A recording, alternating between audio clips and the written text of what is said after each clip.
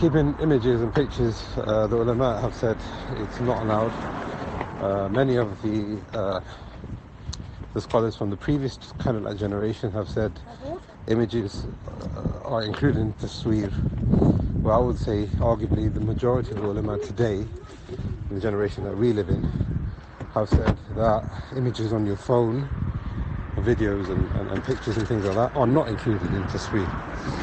So there is a difference of opinion between the ulama on that. Now, when it comes to keeping images for the purpose of memories, etc., the ulama have said if it's on paper, and this is what I would say is correct, if it's on paper, then a person should not keep that, because the Messenger of Allah said that the angels do not come into the house where there are images. These images are images which are for the purpose of venerating those images. And there's no doubt that if a person has a loved one that they're connected to and they have images of them, even if they are not hung on the wall, there is a level of veneration and respect in that. So I would say that those are not permissible for us to keep, and you would even find this as being the fatwa of Ibn Taymiyyah rahimahullah, who was actually of the view that images on the phone and can we say soft copies are not included as images, but he says in this one it should not be kept. This is when it's on paper.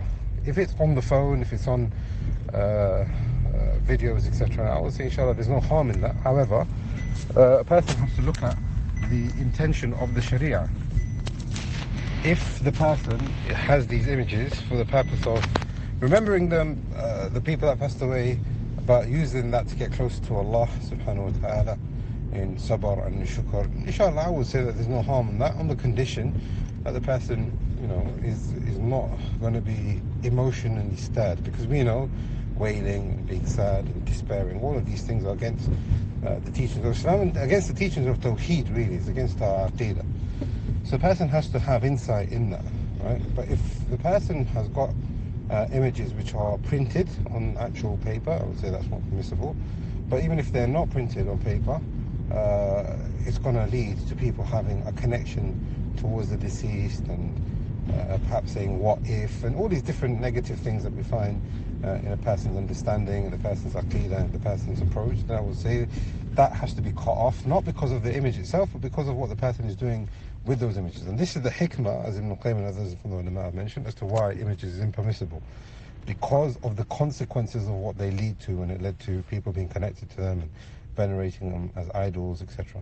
So I would say it's better, and this is the fatwa of many of the ulama, that a person should not have the dhikriyat, they call them rithiyat, meaning images for remembering. But the issue is a bit more relaxed when it's digital, on those conditions that we've just mentioned. Allah knows best.